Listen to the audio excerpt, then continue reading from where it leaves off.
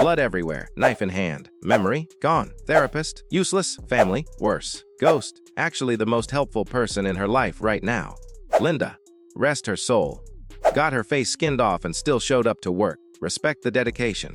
Meanwhile, the doctor said hallucinations aren't real, and then immediately changed his mind when the news proved Noah right.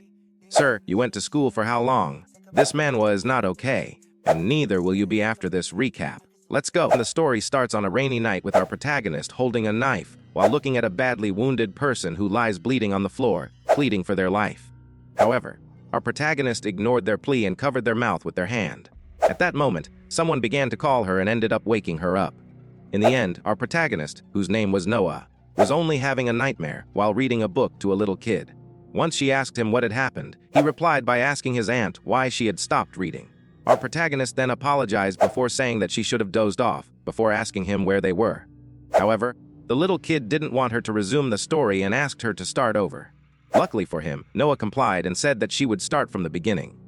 Sometime later, it was still raining, and the little kid had fallen asleep. Our protagonist then left the room, and while she was walking through a corridor, she suddenly felt a presence behind her. That presence told her to find someone, but when she turned around, no one was there. So, she decided to enter her room. The following morning, she entered a hall and greeted a young man named John, who asked her if she had slept well. However, she was too embarrassed to reply, and apparently that had been a rhetorical question because he just ignored the fact that she hadn't replied and asked her how Dennis was. Noah then replied, while sitting beside him, that he had gone to her room again, before adding that he had fallen asleep pretty quickly when she read him a story. Wait, if that was her room back then, why did she leave instead of taking the little kid to his own room? After hearing that, he said that he would tell the kid not to go into her room, but she asked him not to do it because Dennis was already very terrified of him. Then, she noticed a certain picture in the newspaper he was reading and asked him if he minded for her to take a look at that article first. He was caught by surprise by her request, but very quickly read the headline of the article, Missing Person, Linda Laurel, before asking her what she wanted with it. She then asked him if they had found the body of the lady named Linda, and she replied that the article only said that Linda had gone missing a month prior. It didn't say if she was alive or not. Right after, he noticed something else and said that the place where she was last seen was close to their house, before asking our protagonist, while handing her the newspaper, if she knew her. Noah took the newspaper and realized that the lady in the picture looked very similar to the one she had seen in her nightmare, but she still replied to John that she didn't know her. Nevertheless, the moment she said that, she heard a creepy sound nearby, which startled her. However, when she turned around, no one was there except for John, who grabbed her by the shoulder while asking her what was wrong, since her expression showed that she was shocked. His reaction confused her, but he didn't stop and stood up and got closer without releasing his grip, while asking her what she had done, why she had looked back so surprised, and if she had heard something. At that moment, a blonde woman entered the hall while grabbing Dennis in her hands and greeted the pair. But at that very moment, John yelled at Noah, asking her if she had heard something, which surprised the blonde woman, whose name was Sarah. John then asked Sarah to go and wake his father and call some of the staff there. She also asked her to call the doctor to go there as soon as he could. That last request confused Sarah, but he ignored her reaction and simply told her to hurry, before adding that Noah was having her hallucinations again. Of course, that pissed Noah, who smacked John's hand away while yelling at him that it had been enough, before adding that she was not hallucinating. She then explained that she had only looked back, because she had heard footsteps, which was why he didn't have to make a fuss. Wow, that was a classy way out and a masterclass on how to improvise. Nevertheless, he didn't buy her explanation and demanded that she stop lying. However, at that moment, Sarah intervened and told him that Noah should have heard her coming down the hall. Our protagonist then followed up by saying that it had been over half a year since she had had hallucinations, before asking him when he would stop treating her like a lunatic. Well, dearie, it is true that you are lying, so he is not entirely wrong, even though he needs to work on his approach. Right after, Noah stood up and began to leave, which pissed John, who asked her where she was going, while Sarah tried to prevent him from following our protagonist.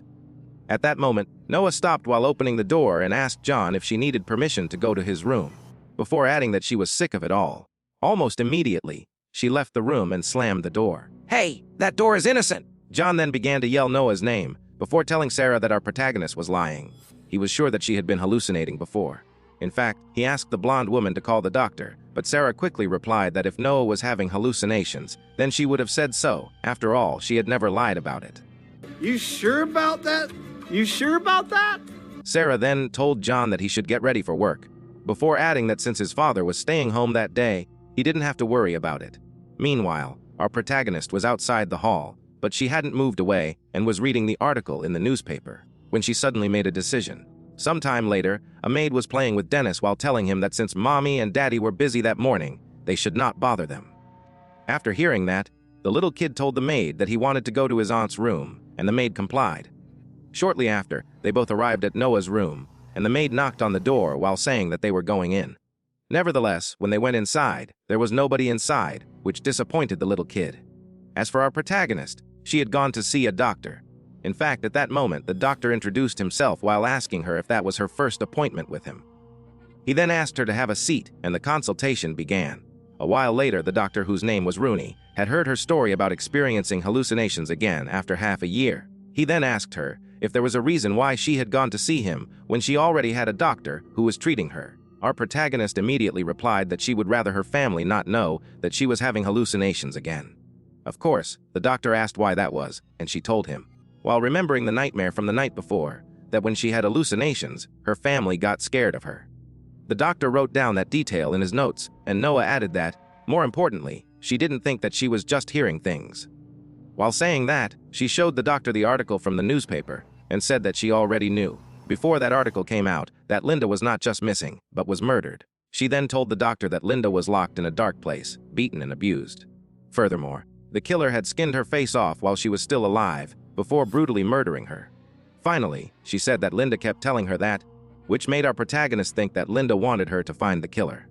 Of course, the doctor didn't take her seriously and asked her, after a pause, how often she had those hallucinations in a day, which was not what she had expected to hear. Nevertheless, the doctor ignored her reaction and explained that he could prescribe her some medicine to reduce the frequency of her hallucinations, along with some sleeping pills. Our protagonist then told him that she was not trying to stop her hallucinations, before asking him if he understood what she was trying to say. She even repeated that she knew that Linda had gone missing even before she saw that article in the morning. For Noah, that meant that she was not hallucinating, but something else. She truly believed that Linda was really trying to talk to her. In fact, she vehemently insisted on the fact that those were not hallucinations, and even added that Linda had told her that her killer was a tall man with light brown hair. Finally, she asked the doctor how she would know those details if she were just hearing things. Well, dearie, you could know that if you were the killer or an accomplice. So trust me, saying all that is not making you look any better. After hearing that, the doctor showed a downhearted expression and, after another pause, told her that he finally knew why she had gone to see him, which confused her. He then explained that in working with patients who experience hallucinations, he had come to categorize them into two groups. The first were those who saw their hallucinations as an illness, while the latter believed them to be real. The first group actively sought treatment and cooperated with doctors. In contrast, the second group believed their hallucinations over their doctors, making the treatment challenging. Moreover, such patients often refused both their doctor's advice and caregivers' support, engaging in impulsive behavior. He then told her that she was an example of a patient from the second group, since she had refused to see her designated doctor and had left her house without telling her family. Of course, those words didn't please Noah, but before she could say anything, the doctor said that the news article she had shown him had been out for a week, which shocked her. In the end, the doctor guessed that she had seen the article a few days before and started having hallucinations. He even explained to her that, seeing people from a newspaper who suddenly knew you, or thinking that you could hear ghosts, were common delusions among patients. Finally, he told her that even if she sought another doctor, no one would ever tell her that hallucinations were real because hearing voices is a medical condition, and there were no such things as ghosts. I don't know why, but I am beginning to think that he is going to go back on his word. He then, without waiting for her to reply, stood up and told her that he believed that it was enough for that day. Shortly after, a nurse opened the doctor's office and told him that his appointment had ended a little too soon, to which he replied by apologizing, before adding that he would try to be more aware. The nurse then noticed that he didn't look good and told him that if he was unwell, it was fine to leave early. After all, it had been a few days since the incident. After hearing that, he quickly replied that he was fine before thanking her for her concern. At that moment, the nurse noticed the article about Linda and said that it had been very unfortunate, and he replied that it was, before adding that her family should be devastated that she had already been missing for a month. The nurse then realized something and told him that he should have missed the news while she was seeing his patient, which caught him by surprise. Meanwhile, Our protagonist was walking down a street while recalling the doctor's words about how hearing voices was a medical condition and that there were no such things as ghosts. She also recalled the fact that the article had been in the paper since the week before and that Linda was still just missing. In fact, at that moment, Noah tried to convince herself that it was all just in her head that Linda had been murdered, and that what she had heard was not Linda's ghost. Our protagonist then told herself that she had tried so hard to keep her hallucinations separate from reality, before wondering why that kept happening, and why her condition was getting worse. At that moment, she thought that her father and John would be livid once they found out that she was gone. It was then that some report caught her attention. The anchor was asking someone how Linda's condition was when she was found, and that person replied that, after a month of her family's desperate search, Linda had been tragically found dead. Furthermore, even though that, according to the first witness, her body had been discovered hanging from a tree, experts were skeptical that Linda had taken her own life, given the numerous injuries and signs of abuse left on her body. And most importantly, her face was found to be skinned at the time of discovery. Of course, that completely shocked our protagonist, and to make things worse, right after, she could feel someone putting their hand on her shoulder while telling her that she had already told her so. A few moments earlier, our protagonist realized that it had been just the way that voice had described it to her, which made her conclude that she was right, believing that she was not just hearing things. Obviously, that implied that what she had heard had been Linda's ghost. In fact, she began to wonder if that was the reason the ghost had screamed that morning. After all, at that moment she had told John that she didn't know her, and Noah began to think that it might have upset the ghost that was there when she said it. Moreover, at that moment, she also concluded that the ghost was still nearby. It was then that the ghost said that she had already told her everything to Noah, which startled her and made her bump into a man, who immediately cursed at her because she had poked him in the eye with her umbrella. In fact, the man kept reprimanding her for a while by telling her that she should watch where she was going. However, she ignored the man, which pissed him off because she noticed that she had lost the ribbon that was tying her hair. Still, in the end, she just walked away, but shortly after, a mysterious light, brown-haired man grabbed the strip of cloth our protagonist had lost before watching her walking away. At that moment, the woman who was beside the man asked him if he knew her, to which he replied that they would find out. Sometime later, she got back home, and the moment she opened the door, someone screamed her name. However, it was not John but Sarah who asked her, while looking very worried, where she had gone without a word to anyone. She also asked her how she could just disappear after that fight with John that morning. Sarah then asked our protagonist if she had any idea how much her father had been looking for her before asking her to stay in her room for the time being, because she would think of something to say to Lord Myers. Unfortunately, that plan collapsed because the man in question appeared and called our protagonist before demanding that she follow him, which, of course, Noah didn't like at all. A while later, they arrived at the Lord's office, and he asked her when she was allowed to leave the house without permission, before asking if she really thought that she was cured because her symptoms had gone away. However, our protagonist chose to remain silent. Still, the Lord didn't back down and asked her about the ruckus that happened that morning, before asking her if she was having hallucinations again. At that moment, she decided to make a bet and asked him if there was not a chance that they were not hallucinations, to which he replied by asking her what she meant by that. She then explained that she meant if there was a chance that the voices she heard were not hallucinations, but something real. After hearing that, the Lord asked her if she still believed so, before asking her that if she was the only one who heard that disembodied voice, how she could say that it was real. He also told her that she should remember what the doctor had told her about disregarding the hallucinations. She then tried to explain to her father about what they were saying on the news, but the Lord immediately cut her off by yelling at her, asking her if she wanted to end up like her mother. He then asked her if she knew what would happen if she started following the voice in her head, before adding that it would drive her mad.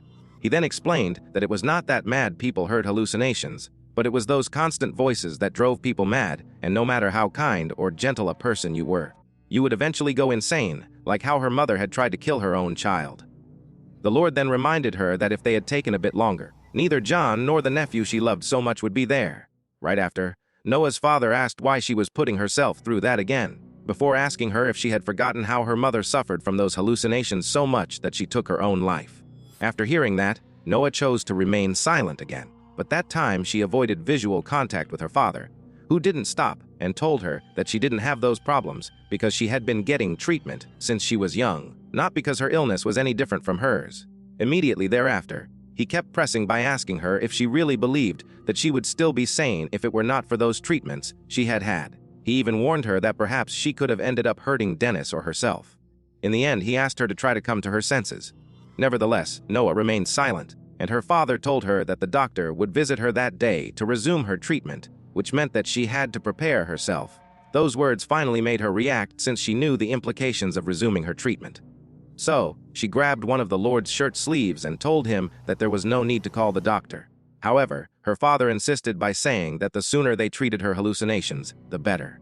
It was then that she snapped and yelled at him that she was not having hallucinations, before adding that what had happened that morning had been a misunderstanding between John and her, and that she had left the house because she felt frustrated. Right after, she told him that he knew that she had never lied about her hallucinations, before adding that she didn't hear things anymore.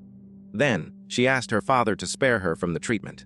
After hearing that, it was the Lord's turn to remain silent, but she insisted and begged him. Then, after a pause, he told her that she should never leave the house without his permission from that moment onward, which shocked her. However, before she could reply, he told her that they were done.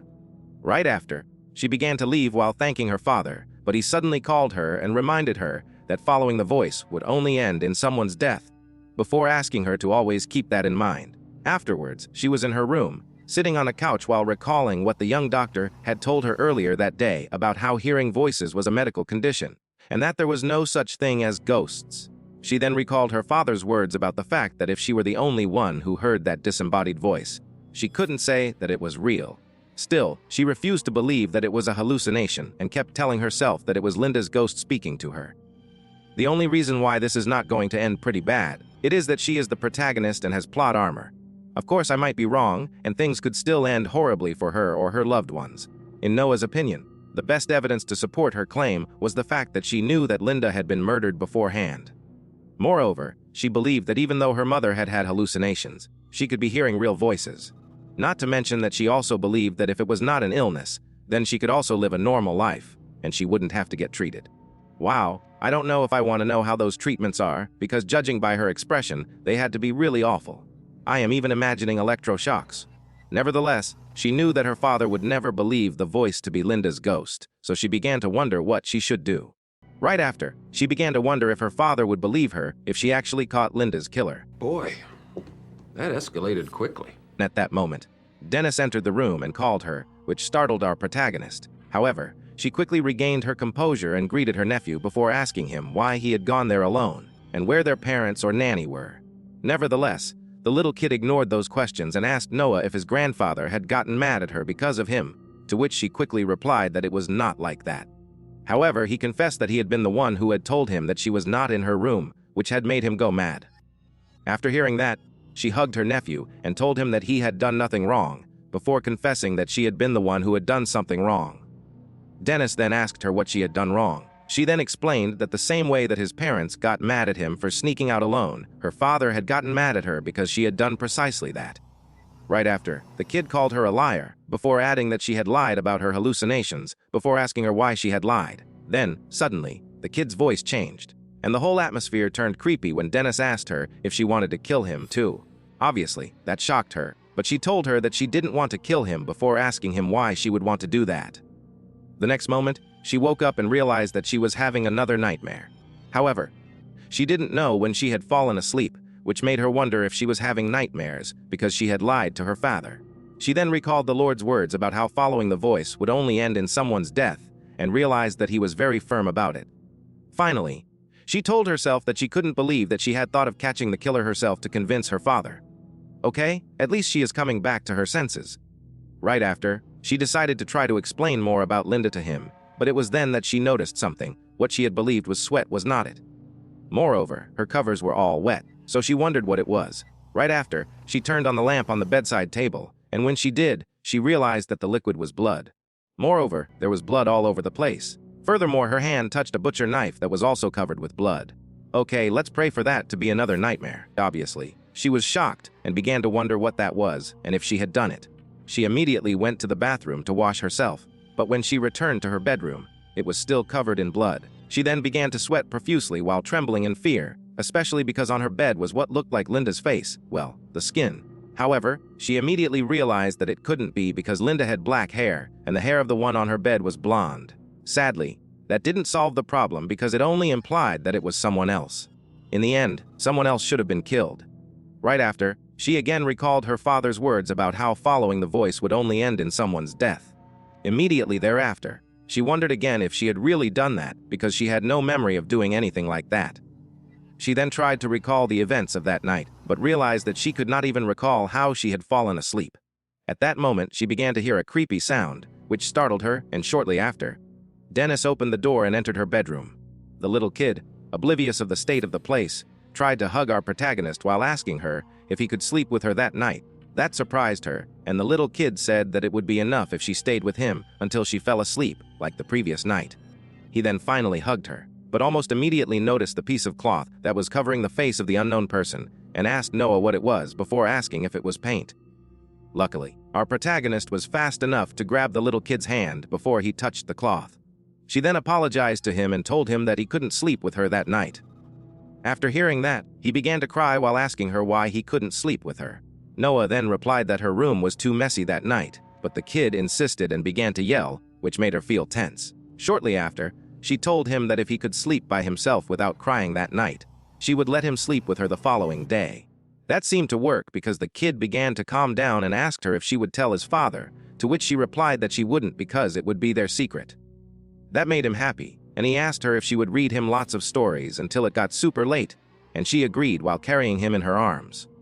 Thanks to that, the kid's slippers, which were stained with blood, fell to the floor, and she immediately took him out of her room while telling him that he had to remember that he had to sleep on his own without crying for them to do that the following day, to which he agreed. Right after, he left, and she quickly closed the door while looking completely overwhelmed by the whole situation. She then began to wonder what she was doing and what she was even trying to hide. At that moment, she decided that it would be better to wake up the family and call the police. But she then recalled for the third time her father's words and wondered what would happen if she had actually killed someone. Suddenly, a voice told her that she hadn't killed anyone, before adding that it knew who the killer was and that it would help her catch the real killer. However, she had to listen to it from that moment onward. Oh, I am starting to think that getting the treatment might not be that bad, considering the alternative. Afterwards at dawn, our protagonist decided to sneak out of the house, but was caught in the act by Sarah, who immediately called her, making Noah flinch. John's wife then asked our protagonist where she was going so early in the morning and why she was carrying a bag with her. Sarah found the bag so suspicious that she asked Noah if she was running away, but our protagonist immediately replied, while stuttering, that she was not running away and only needed to step out for a moment. John's wife then patted Noah's shoulder and asked her to be back before lunch, before adding that she would come up with an excuse if Lord Myers asked about her. Is this lady following the trope of the dumb blonde girl or what? On the other hand, Noah didn't promise anything or even thank Sarah, even though John's wife repeated that our protagonist needed to be back before lunch. Sometime later in the city, our protagonist was walking down a street while thinking that she needed to locate a navy blue car at the far right end of the parking lot. Shortly after, she arrived at the car and began using a bent coat hanger to fish for the lock, having seen people unlock car doors that way. She didn't even consider what would happen if she was caught in the act, because all she had in mind was that she needed to unlock the car to catch the killer. Right after, she finally opened the door, thinking that Linda had shared a simple way to catch the killer the day before. With that approach, there was no need to know or meet him, or even risk being threatened by him.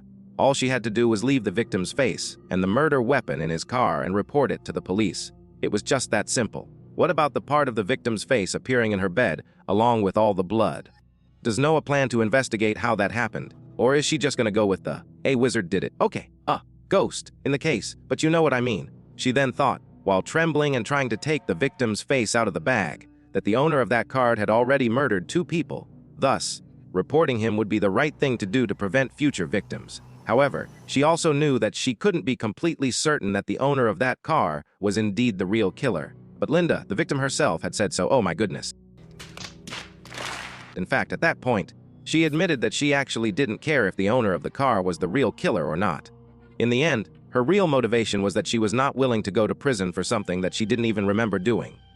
Well, dearie, that is why people seek medical help.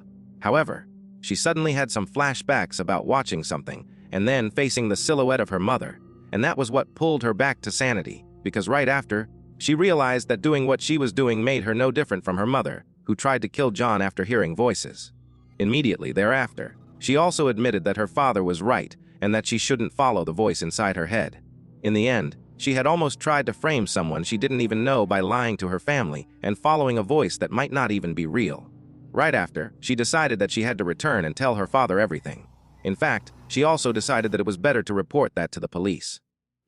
What do I suspect that something is about to happen to prevent her from doing that? Suddenly, someone called her and asked her what she was doing, which not only startled her but made her feel a lot of tension, since she had the victim's face in the bag and her gloves were already stained with blood.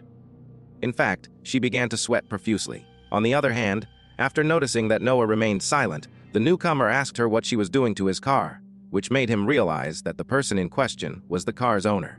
That made her flinch, because Linda had told her that the owner of the car was the killer, a tall man with light brown hair who had murdered and skinned the faces of Linda and the other victim. In short, a cold-hearted murderer. Right after, our protagonist slowly turned around to see who was talking to her, and the man she saw in front of her, who was the same man who had previously picked up her ribbon, matched that description, especially because he seemed to be angry while looking at her.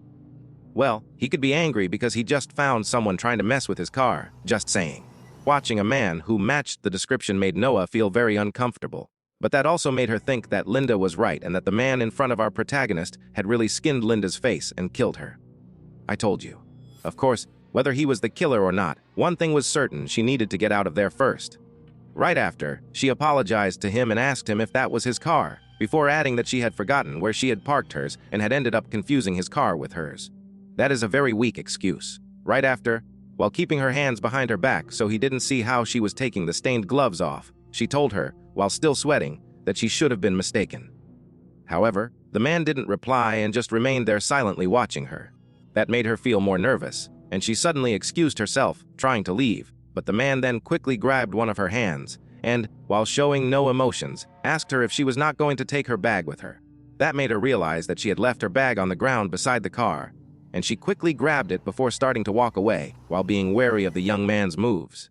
In fact, while he was boarding the car, she sped up to leave the parking lot faster. Meanwhile, at the house, a worried Sarah kept looking at the clock on the wall, begging for our protagonist to return on time, but at that moment, the Lord appeared, which made her gasp. Moreover, the Lord was not alone, but with Dennis. Sarah then greeted Noah's father before asking her son why he was barefoot and what had happened to his slippers.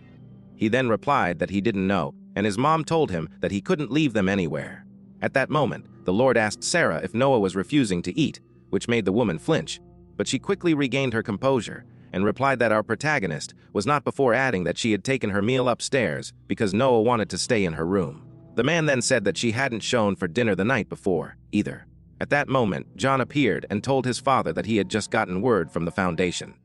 Right after, both men left the hall, and Sarah resumed her task of watching the clock. Meanwhile, our protagonist was putting on a show in the middle of the street by yelling at the voice to shut up and leave her alone, which obviously astonished all the bystanders. Still, she ignored all the people around her and kept yelling at the voice to shut up and that she wouldn't listen to it anymore. She then said that the hair color of the man was just a coincidence. After all, he had seen her and still let her go. Not to mention that she didn't have any proof that he had murdered anyone. And the part of the woman's face appearing in your bed, dearie. Are you going to keep ignoring the elephant in the room? You should ask the voice about it.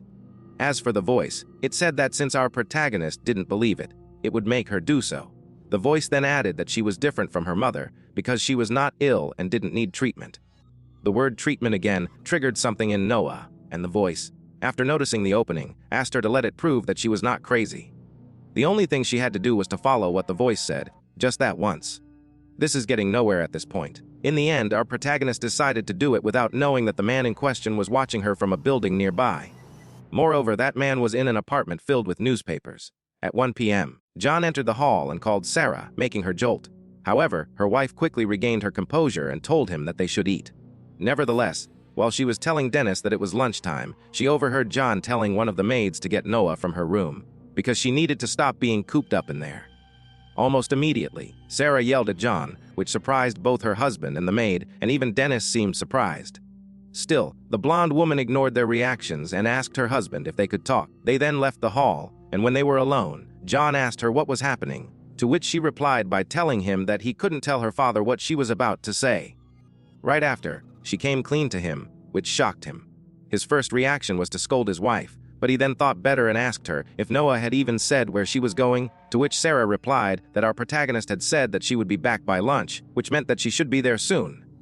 How do I put this, dearie? The truth is that Noah didn't make any promises.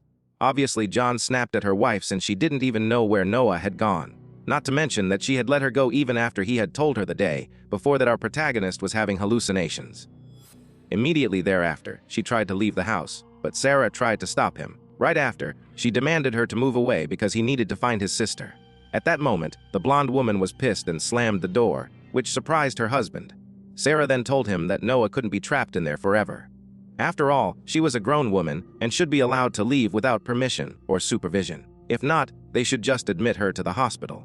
Right after, she added that she knew about his mother and apologized since he had to go through that as a child.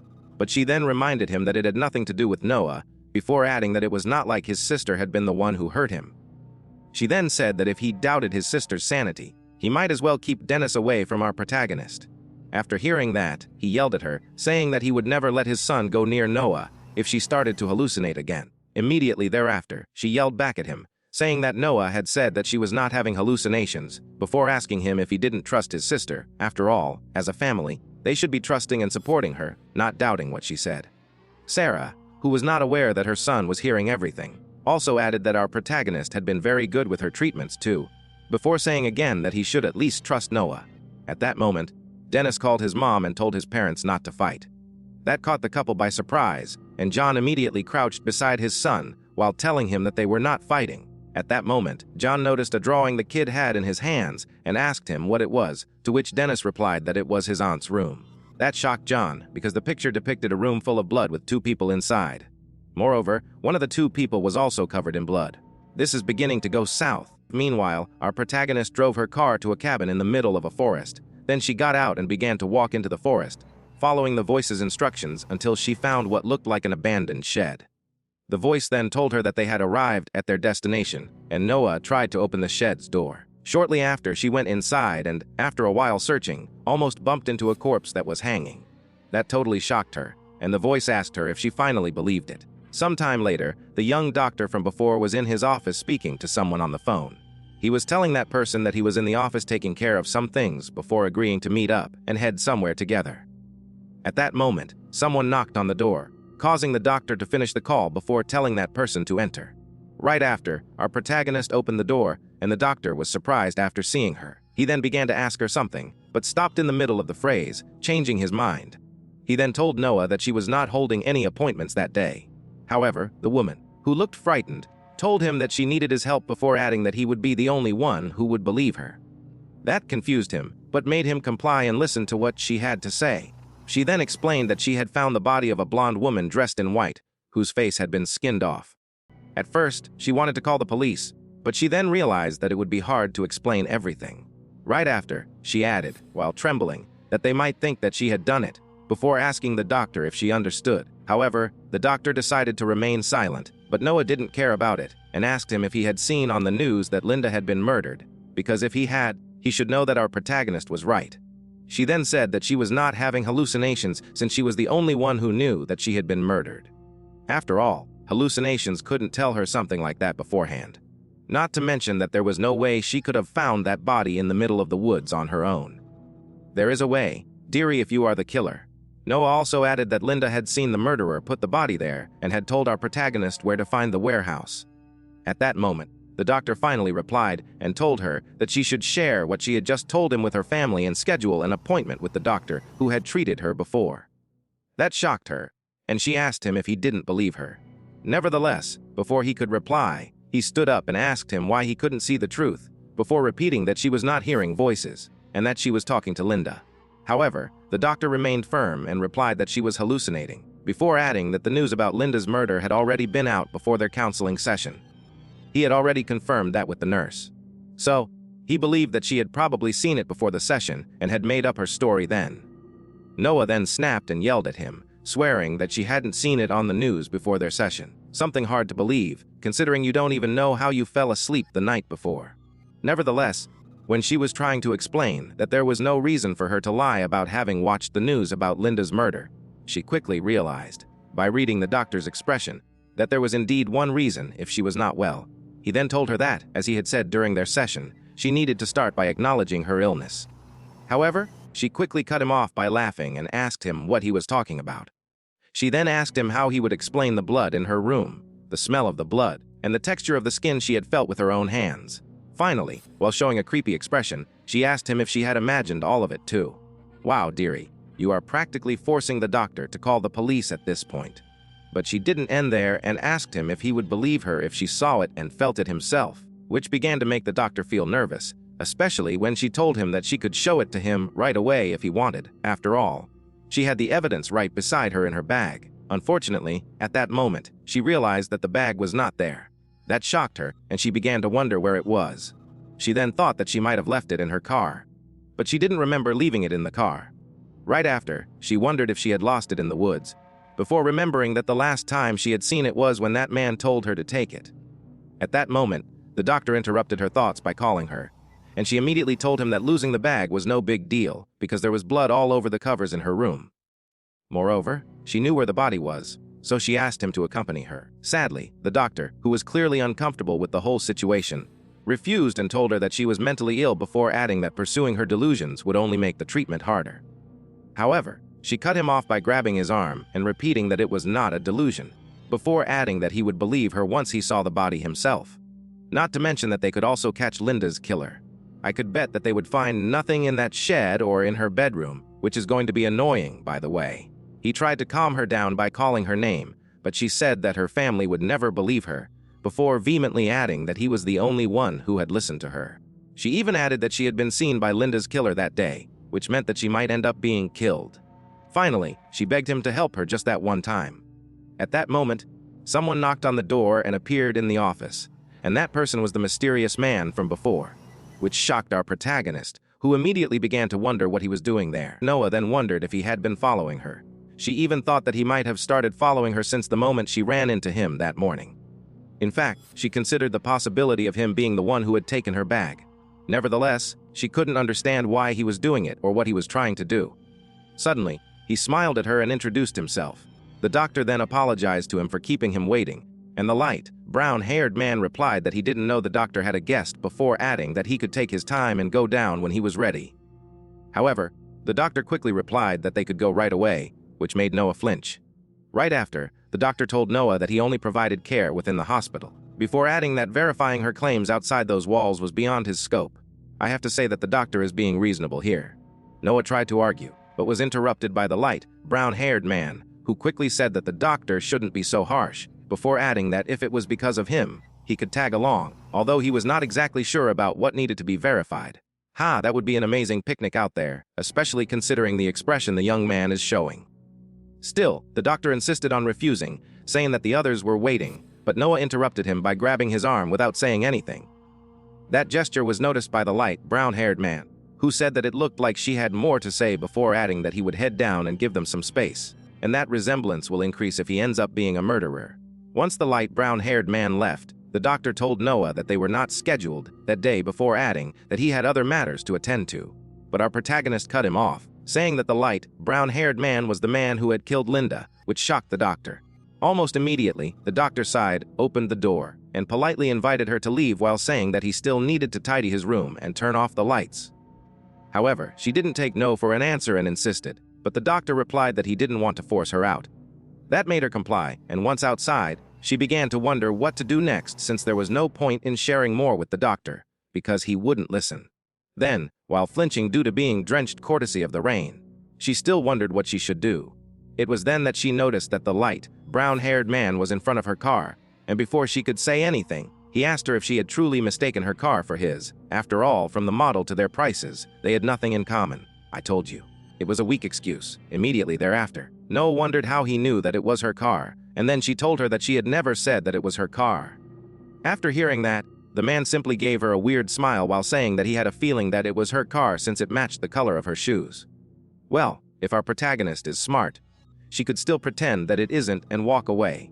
Then she would have to simply wait for the light, brown-haired man and the doctor to leave before returning. Nevertheless, she didn't buy it because he couldn't have seen her car when she ran into him that morning, since she had parked it several blocks away from where they met. Furthermore, the way he acted gave her the feeling that he knew what she had seen in the woods. She has a point here. The man's behavior is suspicious. In the end, she convinced herself that he had been following her, but then she wondered why he had shown up at that moment. Right after, she clenched her hands to muster her courage before asking him if he had taken her bag, which caught him by surprise. However, he quickly recalled the bag from that morning and asked her if she had lost it. He then told her that she should not blame that on him, and added that she should have taken better care of it. That pissed her off, but before she could properly react, the light brown-haired man called the doctor, who happened to leave the building, and then bid her farewell while smirking at her. In the meantime, at Noah's house, John was trying in vain to open our protagonist's bedroom door, while Sarah told him that it was just a doodle, before asking him to at least wait for his sister to return. However, he ignored her and yelled at the butler if he had gotten the master key, which only made his wife yell at him. At that moment, the Lord arrived and asked what was happening. Almost immediately, John opened the door, and the entire group rushed into Noah's room. Once inside, they noticed that the room looked normal, but the Lord quickly asked why Noah was not in there. However, the couple ignored him since Sarah was very busy yelling at her husband, asking why he was doing that, and telling him that he should get a hold of himself. Nevertheless, when he opened one of the wardrobes, all of them were shocked by what was inside. In front of the group, there were the blood-stained sheets and even the blood-stained slippers. Of course, all of them flinched after seeing that, especially Sarah. Well, our protagonist had just lost her best ally for being an idiot. Worst, Sarah is going to be her worst enemy. Back with our protagonist, she was driving her car while wondering what exactly that man was up to and why he hadn't killed her yet.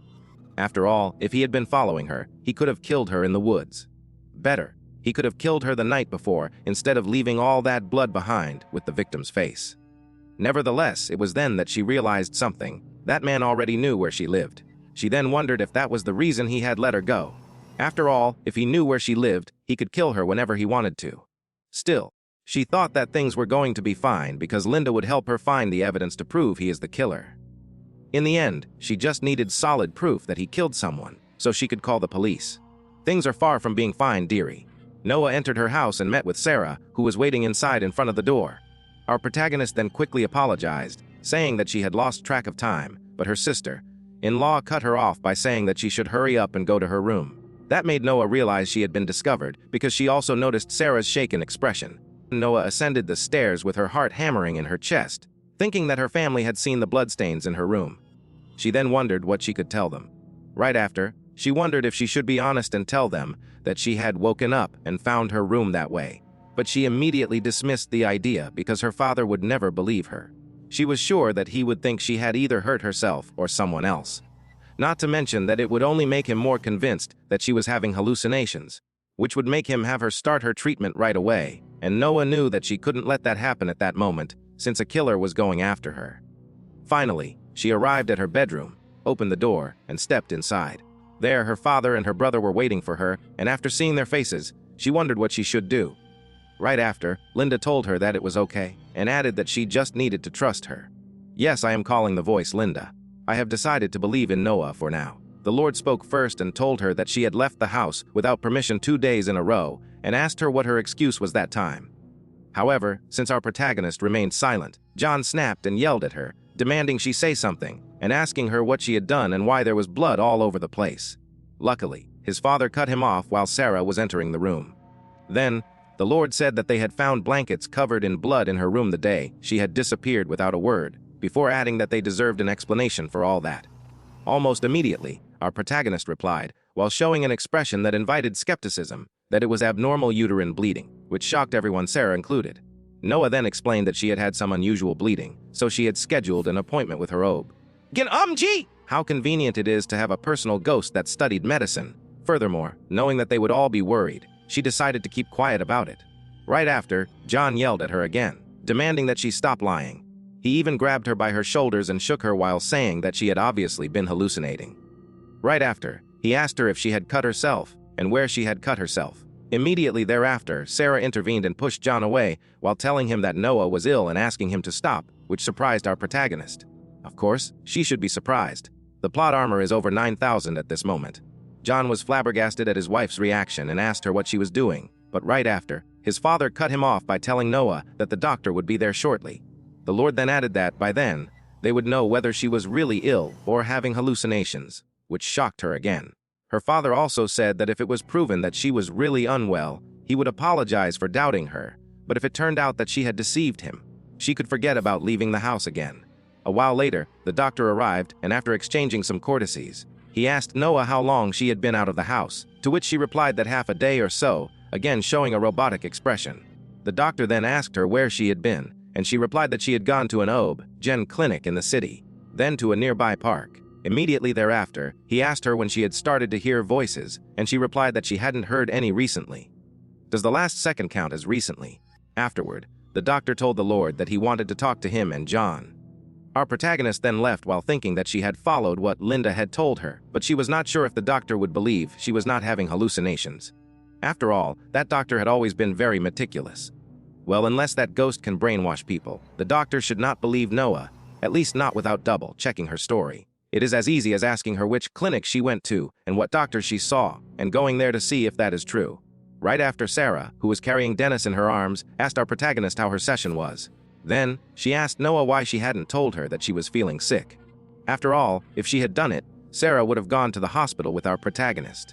Finally, Sarah said that she would believe her no matter what, before adding that she could talk to her about anything. I feel bad for Sarah, but it is her own fault. It is not healthy to have an IQ so low. Shortly after, the doctor prepared to leave and told her to inform her father if she started hearing voices, which confused Noah. So, the doctor explained that she had figured out our protagonist was not having hallucinations at the moment. Wait a second. I need to interrupt this recap. What the heck just happened? Is he really a doctor? Linda not only is a ghost specialized in medicine, but she can also brainwash people. Is there magic in this story? How stupid can a doctor be? And what about John and the Lord? Did Linda reduce their IQs? This is not plot armor, this is plot bunker at this point. Sorry for the rant, but this is just insane, pun not intended. After hearing that, Sarah said that she always knew it before adding that it was such a relief. She then told Noah that, since she should be tired, she should go rest in her room because they could have dinner later. Afterward, during dinner, John was telling his father that there was just too much blood, before adding that the soles of Dennis' slippers were soaked with it, which meant that it was not just the bed, but the floor was drenched in blood too. Okay, it's good to see John's brain is still working. Well, take some samples and compare them to Noah's blood. However, the Lord replied that the doctor knew best about our protagonist's symptoms, so if he said she was not hallucinating, then that was the truth. Judging from his expression, the Lord also finds that hard to believe, but I think he wants to believe Noah is mentally fine. John didn't back down and asked how the doctor could know Noah was not having hallucinations just by taking a quick glance at her. At that moment, Noah arrived along with Dennis, and Sarah immediately interrupted the men's conversation by saying that she had cooked up a new dish since her sister was visiting soon, so she hoped everyone liked it. Shortly after, Dennis began to eat and said that it was yummy. Then, the Lord asked Noah what they had told her at the hospital. He wanted to know if she needed to be hospitalized or have surgery. In short, he wanted to know if it was something serious or not. After hearing that, our protagonist replied that it was nothing serious before adding that they had told her that she would be fine once she took her medication and rested. Her father then said that it was good to hear that, and added that she might go to the hospital freely whenever she needed to from that moment onward, which pissed John. Almost immediately, he told his father that he couldn't let Noah leave the house on her own, but the Lord cut him off by saying that it was enough since our protagonist was not hearing voices, and that they had been wrong that time. Still, John wanted to insist, but his wife subtly interrupted him. Right after, John decided to remain silent, but he looked at Noah as if wanting to slap her. That night, Noah was in what looked like the living room, thinking that the doctor hadn't noticed anything, which surprised her.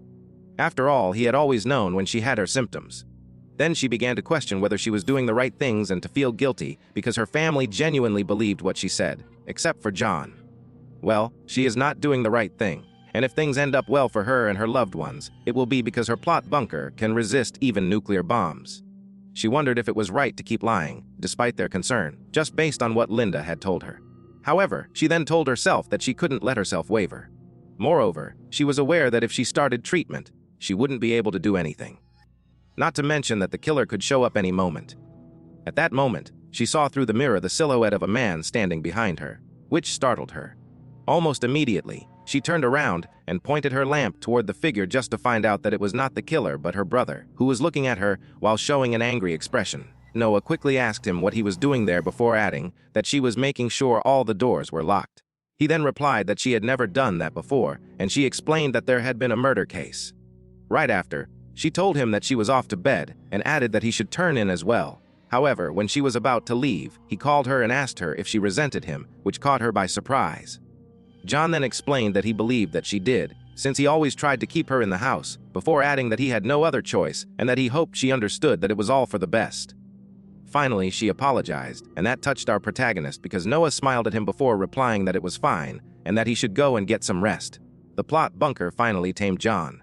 Later, she arrived at her room while thinking that she had never seen John express his emotions like that. Then, she sat on her bed while holding a fire poker and thinking that she was giving all her family a hard time because of that killer.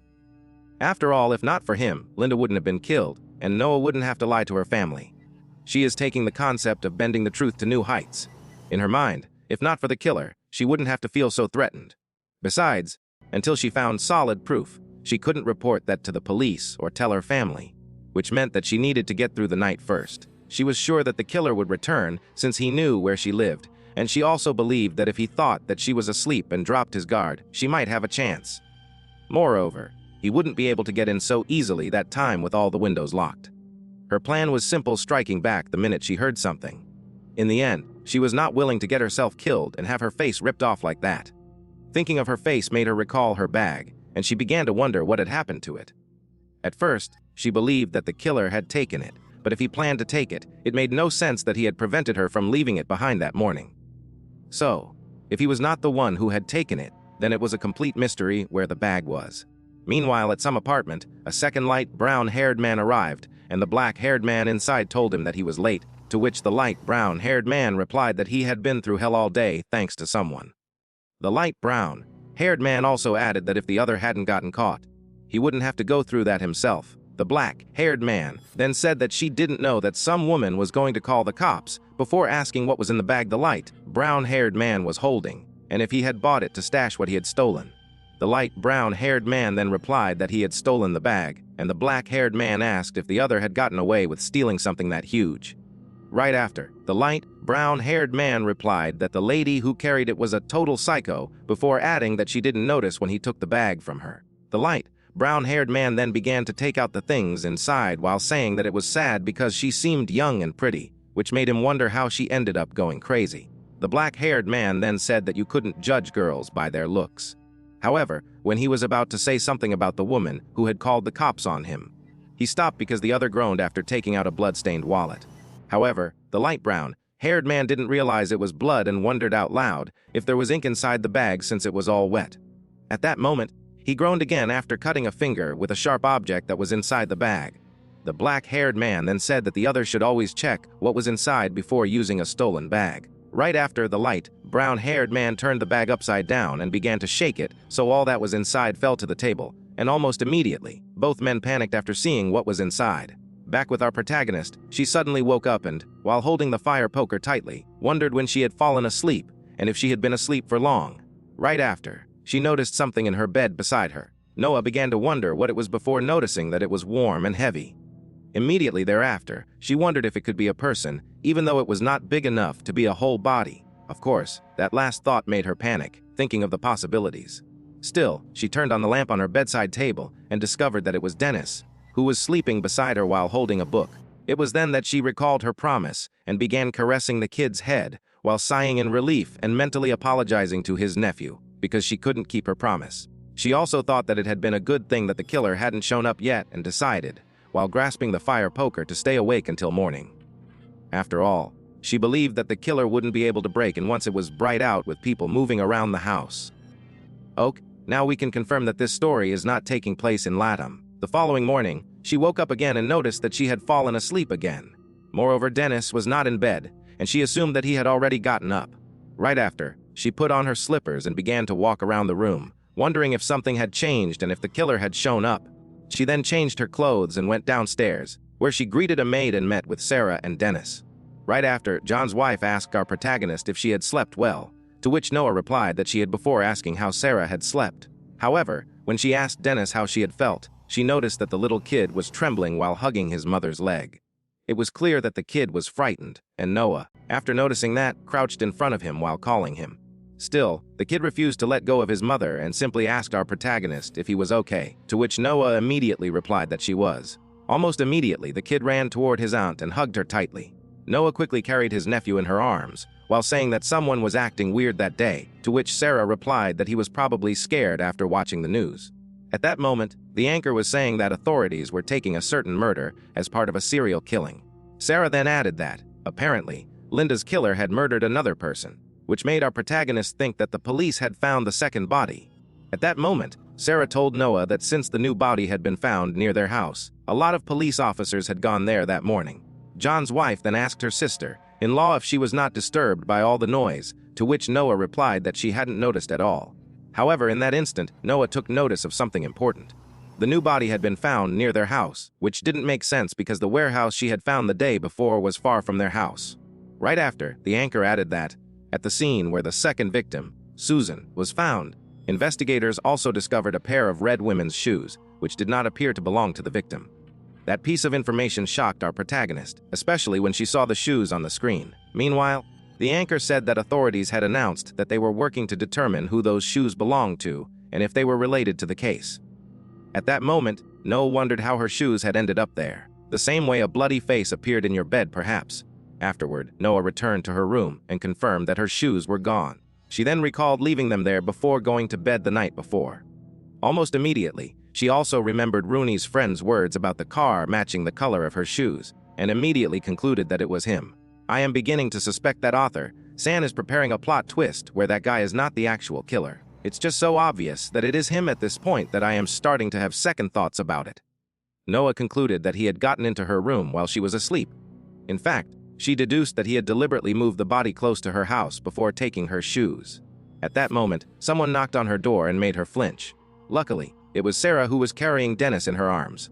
John's wife then asked if she could go in, and our protagonist replied that she could before asking if she needed something. After hearing that, Sarah said that she had some tea that was supposed to be superb for women. Nevertheless, Noah was not paying attention to her sister-in-law because she was thinking of something else. While looking at her nephew, Dennis was in her room the night before, and he was behaving strangely that morning. She then began to think that perhaps he had seen something the night before. Right after, she asked the little kid if he had noticed anything strange when he slept in her room the night before. That surprised Sarah because she didn't know that her son had gone to our protagonist's room the night before.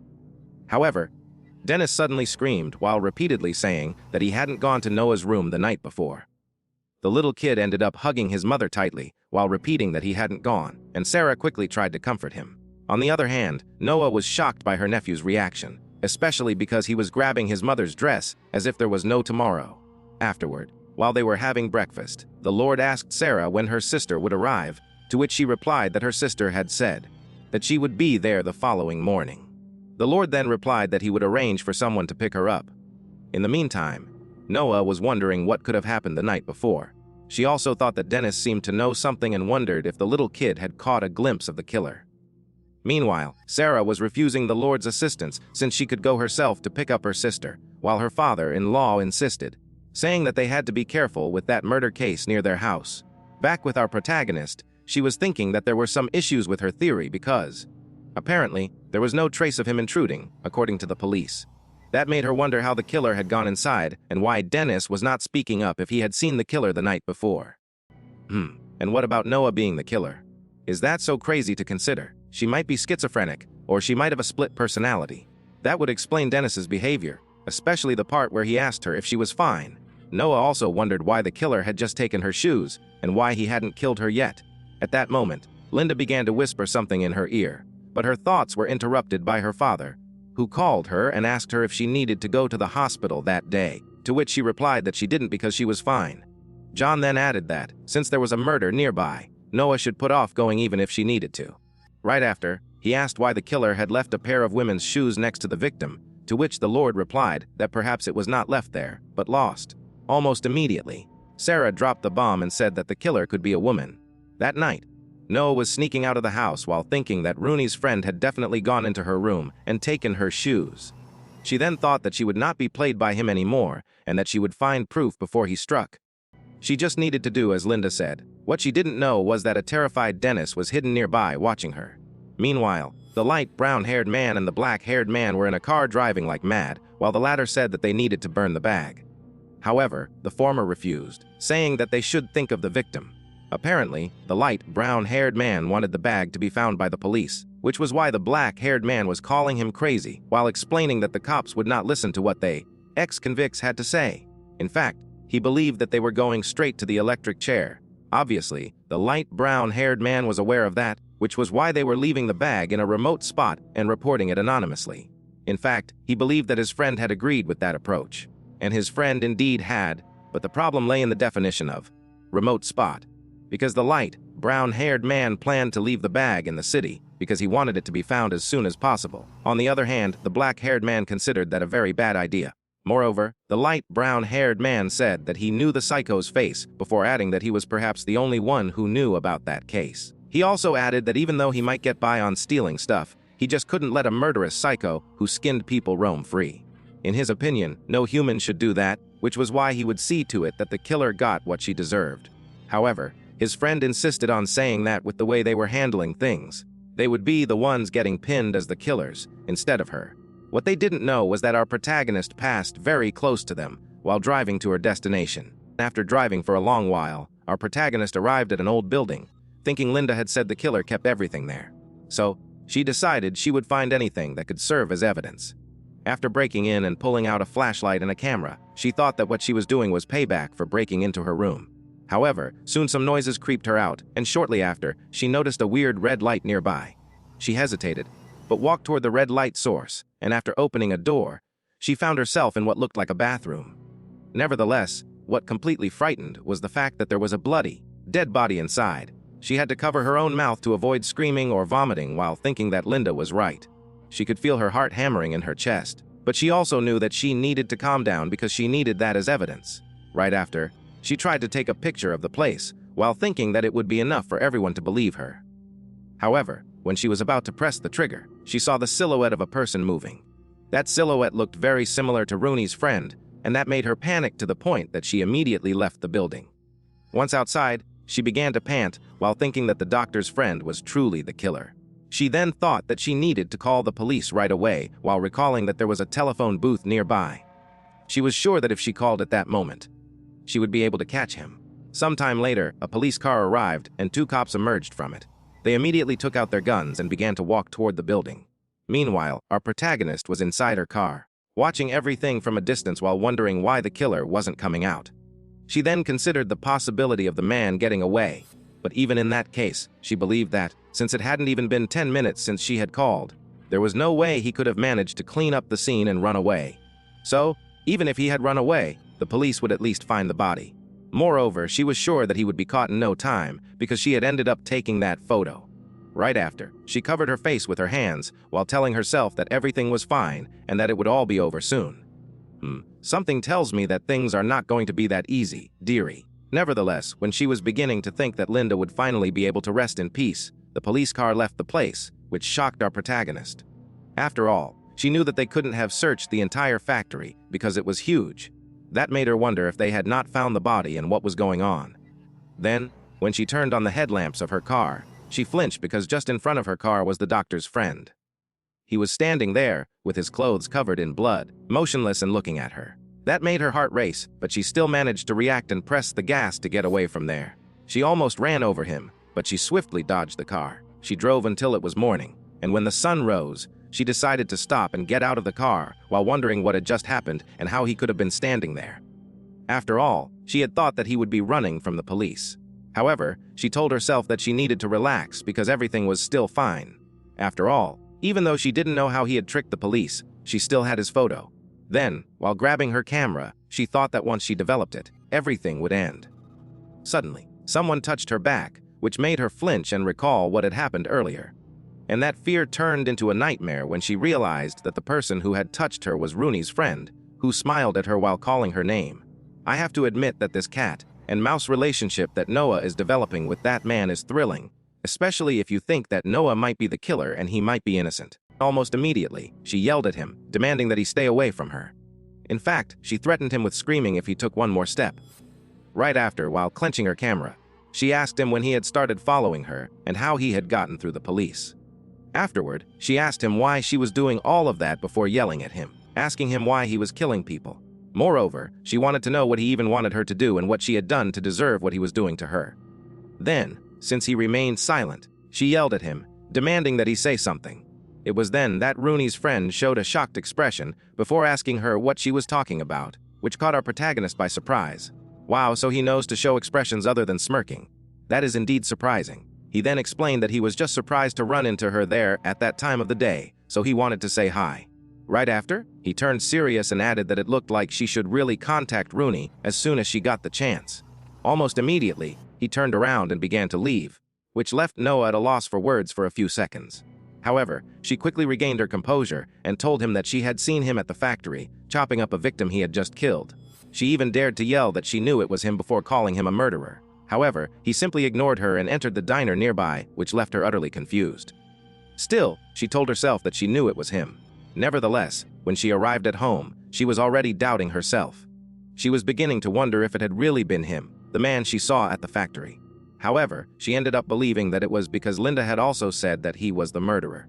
I am beginning to feel like Lunge from Monster, because I am very inclined to believe that Noah has a split personality. In fact, I am very close to starting to call her Linda. I know Lunge ended up being wrong, and perhaps I am wrong too, but Noah's behavior somehow doesn't add up in my mind. Furthermore, Noah had also taken a photo, and she told herself that there was no way she had mistaken him for the killer. At that moment, someone opened the door of the garage, and our protagonist flinched. Luckily, it was Sarah, and she also flinched after seeing Noah in the garage. Right after, John's wife asked her sister-in-law what she was doing there, and Noah, who had already taken off her overcoat, replied that she had just remembered she had left her clothes in the car, so she had gone there to get them. Nevertheless, Sarah was doubtful, considering the state of Noah's clothes. Our protagonist also realized that her clothes were very dirty, and recalled that he had knelt on the floor at the factory. But before Noah could explain why her clothes looked like that, her sister-in-law smiled while saying that Noah's clothes should have gotten dirty from the car. Insert facepalm meme from the movie Naked Gun 3313. The final insult. I have tried to be polite when talking about Sarah so far, but is she stupid or what? John's wife then added that the car had gotten really dirty since it rained. I have tried to be polite when talking about Sarah so far, but is she stupid or what? Afterward, Sarah added that it had been a good thing that she had gone to check the garage because her sister would have given her an earful if she had seen that. Finally, John's wife told Noah that she would get the car washed, so our protagonist, who was doing her best to hide her camera under her overcoat, didn't have to worry about anything. A while later, Noah was sitting on her bed, removing the roll from the camera while thinking that she had only gone to the factory because Linda had told her that the killer would be there. However, it didn't make sense the look on Rooney's friend's face when she confronted him. After all, he was looking at her as if she were some crazy person. Our protagonist then squeezed the roll in her hands while telling herself that he should be the killer. After all, he looked like a madman when she found the second victim, and her shoes had gone missing the day after he pointed them out. In short, he had to be the killer because Linda had said so. Moreover, our protagonist needs him to be the killer, otherwise, she would have to face the fact that she might be a mentally ill person. In the end, she told herself that he was just playing dumb when he had been following her the whole time. So, once she checked the photo, everything would be solved. At that moment, her thoughts were interrupted because someone knocked on her door. That surprise made Noah drop the roll, and almost immediately, Sarah entered the room and said that there was a gentleman called Rooney waiting on the phone for her, which caught our protagonist off guard. Shortly after, Noah took the phone and asked Rooney why he had called her, to which the other replied that she didn't have to worry because he hadn't told her family that he was a psychiatrist. After a pause, he added that the day before, he had heard from the news that the second faceless victim had been found, and the last time they spoke, she had told him that she had found her first. So, he had called her because he would like to further discuss her hallucinations from that time. After hearing that, she simply replied that he believed that she was crazy. Nevertheless, he told her that he hadn't believed her then, but currently, he was certain that what she was hearing was not hallucinations. In fact, he even told her that she might hold the key to solving that serial killing. He then reminded her that she had said that she could catch the killer before adding that he would like to hear more from her and that he promised to help her. After hearing that, she thought that the doctor would definitely be helpful if he trusted her. But she wondered how he could change his mind so quickly. Not to mention that he was a friend of that man. Right after, she asked him if that man was behind all that, which caught Rooney by surprise. However, the doctor quickly regained his composure and said that it was true that she had said that he was the killer. The doctor said that he had no relation to him, before adding that he was just an acquaintance of his family. Then, he added that she had been the one who had gone to him, and that she had also said that he was the only one who would believe her. Finally, the doctor asked her to let him help her. Speaking of being manipulative, you are a psychiatrist, for goodness' sake. Doing that should be illegal. Finally, Noah complied and told him that he would meet him at his office. Shortly after, Sarah asked our protagonist if she was going to the doctor that early in the morning, before asking if the person on the phone earlier was Noah's gynecologist, and her sister-in-law confirmed it. Almost immediately, Sarah said that she was going with Noah because if he had called her at that hour, it might be something serious. She then added that she would let John know that they were going to the hospital. However, our protagonist told her that she would go alone, which surprised Sarah. Right after, Noah asked her if her father had put her up to that, which caught Sarah by surprise. Still, John's wife quickly regained her composure and said that the Lord had permitted Noah to go to the hospital on her own, so there was no need that he had made Sarah follow our protagonist. Sarah also added that she was really worried about her. Noah then said that if that was the case, she would appreciate Sarah let her go alone, before adding that she assured Sarah that it was nothing. Sarah tried to refuse, but our protagonist cut her off by saying that John's wife's sister would arrive soon. Our protagonist also added that Sarah should be really excited to have her visit, and she didn't want to get in the way of that. In the end, Sarah complied, and Noah decided to leave while thinking that she would get that roll of film later. After all, if John found out that she was going to the hospital, he wouldn't let her go alone, so she didn't have time to grab that film at that moment. That film is not only the best evidence you have against the killer. Nothing is more important than that. In the great scheme of things, not being able to go to the doctor that day is less harmful than losing that roll of film. She believed that since the roll of film had rolled beneath the bed, it was practically hidden. Moreover, she would be back soon, and the killer wouldn't dare enter her room in broad daylight. You sure about that? You sure about that? Right after, she told Sarah that she didn't have to worry because she would be back soon. Sometime later, Noah was driving her car while thinking that if Rooney had anything to do with the killer, Linda would have let her know. Moreover, he didn't seem very close to that man. Still, she wondered what had changed the doctor's mind all of a sudden. She was not sure if it was because of the news report from the day before, and wondered if he had started to believe her because the second victim had been discovered. Right after, she told herself that perhaps Rooney really understood that Linda was not a hallucination. Furthermore, if that was the case, others would believe what Rooney said since he was a doctor. And with the photo she took and Rooney's testimony, the police would listen too. Then, they could finally catch that killer. At that moment, she entered the doctor's office, and he immediately apologized for calling her so early.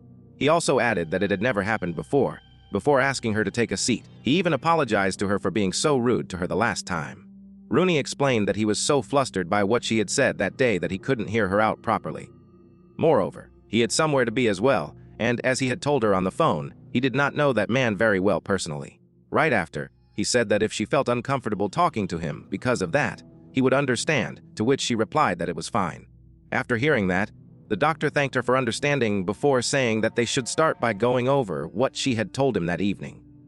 Afterward, he told her that she had said that early in the morning, after their first session, she had found a knife and the second victim's face in her room, and when she followed the voice in her head the following day, she found the second victim's body. Almost immediately, he explained that when he first heard that, he was convinced that she was simply hallucinating, but when he saw the news the day before, he realized that she was right. In the end, she was not just hallucinating things, and the victim's face was really in her room. Then, the doctor said that the news had reported that the face hadn't been found yet, and asked her where it was at that moment. Nevertheless, Noah ignored the question and directly asked the doctor if he believed that the voice she heard was real. If you ask me, I believe the doctor thinks you have a split personality and that you are the killer. After a pause, the doctor replied that he had read about a case like that in an academic paper, which surprised Noah. Rooney then explained that someone started to notice little changes in their surroundings each morning. Their room was tidy when they had no memory of cleaning, or the radio would be turned on when they remembered just turning it off. Noah didn't understand why he was telling her that, but when she tried to ask him that, he cut her off by asking her to let him finish his story. Rooney kept going and said that the person in question lived alone and was convinced that someone else had broken in. They even called the police, but those little changes kept happening because there was never someone else to begin with. It was just one of their personalities, which confused our protagonist. Told ya! The doctor then explained that every change they noticed around them was done by the other personality that they couldn't remember. That condition was called multiple personality disorder, where a person had several different personalities. At that moment, she asked him what he was talking about and what that had to do with her. The doctor then asked her if she had ever experienced long breaks between her memories that she couldn't recall, and that made her flinch. After all, She immediately realized that she had indeed had those long breaks the doctor had described. Still, she decided to remain silent while squeezing her skirt. Rooney then added that she had said that the killer had entered her room and left the victim's face and a knife behind, which meant that the killer would have seen her asleep in bed. So, the doctor wanted to know why the killer left her unharmed when he killed both Linda and the second victim. After hearing that, she began to tremble. But the doctor didn't back down and asked her how she could have known about the murders first and why the killer left a pair of women's shoes by the second victim's body. At that point, No was sweating profusely, but remained silent. As for Rooney, he said that the killer didn't leave the shoes there, but they had come off while the body was moved there, before asking our protagonist to confirm it. Almost immediately, Noah covered her face with her hands and said, while stuttering, that she didn't understand, to which Rooney replied that he got that it was a lot to take in before adding that he was not saying that she killed anyone. What he meant was that the killer was just another personality of hers. Since Noah was still motionless while covering her face with her hands, Rooney crouched beside her and explained that the voice she believed to be Linda was her other personality attempting to communicate with her. He then added that most multiple personality disorder patients had completely different natures and temperaments within them. So, even if she didn't have any desire to kill anyone, her other personality might feel otherwise. Then, he told her that he would help her, before adding that she shouldn't let her other personality run rampant any longer. He asked her to trust him and tell him everything she could remember, before asking her if the shoes they had found next to the second victim were hers. What Noah didn't know was that their entire conversation was being recorded and that a group of several people was somewhere else listening to that conversation. And one day prior, the doctor was hearing the news about the second victim, Susan Allan, a 24-year-old miss, who had been found murdered with her face skinned, just 2 days after Miss Linda had been discovered. Moreover, the victim's face had not been found yet. After hearing that, Rooney was surprised since there was a second body just like Noah had said. Moreover, even though the body was discovered early that morning, Noah had told him that she had found it the day before in the afternoon. He then wondered how Noah knew before it even aired on the news. Almost immediately, the anchor said that the authorities had announced that those murders would be treated as serial killings and that the scope of the investigation would be expanded. Rooney then wondered if it was really a ghost that had told her where to find the body, but almost immediately, he disregarded that thought while feeling embarrassed, since there was no way that could be true. He then told himself that it was probably a coincidence, or she had happened to come across the body by accident, or perhaps Noah had killed them herself. That thought made him feel shocked, but he then thought that she was being far too descriptive about what had happened. Moreover, the news reported that the face hadn't been found yet, and Noah claimed that she had the face with her. In the end, what Noah had told him matched the news report to a T. In that instant, the anchor said that at the scene where the second victim was discovered, a pair of red women's shoes, which were not believed to belong to the victim, were also found. That was the smoking gun for the doctor, who immediately tried to recall what shoes Noah was wearing the day before. However, his thoughts were interrupted by the phone that began to ring. He quickly took the phone and began to talk with the person on the other side, and was shocked when that person told him that they had seen those shoes. That person was none other than Rooney's friend. He had called the doctor from his apartment, which had its walls almost completely covered with newspapers. This feels like when you think you have solved the puzzle, only to realize you missed a couple of pieces. A few hours prior, a young man asked the doctor if he had been the one who called in before introducing himself as Paul Murphy, a homicide detective. The young man then explained that, as he had told Rooney the day before, because he was a doctor, all conversations obtained through wiretapping had no legal effect due to confidentiality laws. Furthermore, if the patient found out that he had reported her, he would be at a legal disadvantage. After hearing that, he asked Paul when Noah would be arrested if she were to confess during their consultation. After all, if she really had multiple personality disorder, she had to be arrested before her other personalities took over again. The detective then replied that it would depend on what she said, before advising him to try to steer her to talk about where that face was, before adding that it would also be good if he could get her to admit that those shoes were hers. At that moment, another guy said that he had finished installing the microphone, and Paul told Rooney that he shouldn't be too nervous and just try to be natural. Meanwhile, while some people were instructing the hospital staff on how they should act when meeting Noah, a middle-aged man, who was a detective, called Mark, said that all of that was a waste of time. They had over 200 tip-offs, and she believed that they were just wasting manpower there. Paul then retorted by saying that Noah was their leading suspect before adding that, apparently, she already knew about both murderers before they were even reported. Besides, she was reportedly even wearing the same kind of shoes they found at the crime scene. However, Mark believed that the whole multiple personality thing was just crap, because you couldn't just kill people with something silly like that. But Paul retorted again, saying that the psychiatrist thought otherwise. Still, Mark had his doubts because he couldn't understand how a woman could hang a body on a tree by herself. Nevertheless, Paul replied that she could have used her car. Furthermore, since there weren't any signs of sexual abuse, he believed that there was a higher chance of the culprit being a woman. However, Mark simply sighed and insisted that Paul was wrong, to which the other replied by yelling at Mark, saying that he was not, before adding that none of the other tip-offs had brought them any closer to the culprit. Some guy reported that his neighbor had the victim's face when it was just a wig. Someone reported their coworker for not wearing the same shoes they wore to work every day. Some even claimed to be the culprit. And others would say they thought they found more victims. He then asked Mark if he knew how many people had called to report that they had found the face, before adding that they all turned out to be hat racks or pieces of meat. Still, Mark remained calm and told Paul that he needed to sleep, since he was crankier than usual. Paul ignored that remark and told Mark that the worst part was the prank calls, saying that he needed to go a few miles north to find the knife and the face inside a brown bag under a tree. In the end, the young detective believed that if they knew where it was, they should just take it to them, since they didn't have time for games.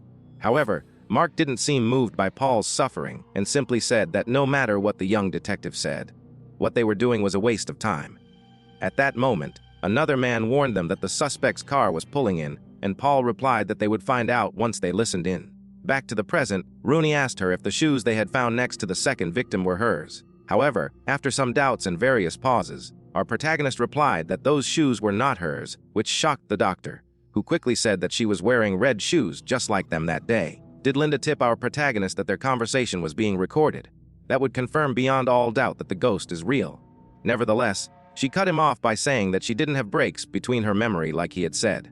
In fact, she went as far as to say that the things she had told him about 2 days before had been all hallucinations, before adding that she had talked to another psychiatrist and felt much better at that moment. She also added that she didn't see or hear things like that anymore. That made the doctor stand up very nervously, while saying that she had told her that she had seen a corpse 2 days before and that she had the face too. Still, Noah, who had completely regained her composure, remained unfazed and asked him why he would believe that she had said, and if she had shown him the face. That caught the doctor by surprise, and he had to admit that she hadn't shown the face to him. However, he insisted by asking her why she had changed her attitude so suddenly, before adding that she had gone there that early because she needed his help, to which she replied that she had only gone there because he had called her up very urgently that morning. Right after, she repeated that she had been getting treatment for her hallucinations since she was a child, before adding that no doctor had ever diagnosed her with multiple personality disorder. She then added that she had never experienced any symptoms either. Afterward, she said that she had never thought that he would take her as a murderer just because her hallucinations happened to match what he heard on the news.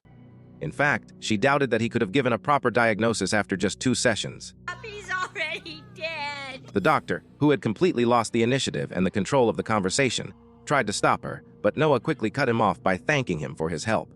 Still, he tried to regain the upper hand by telling her that he understood that it was hard for her to accept that she had committed murder, before adding that he was not the only one who had seen her shoes that day, and that she couldn't just hide from the truth.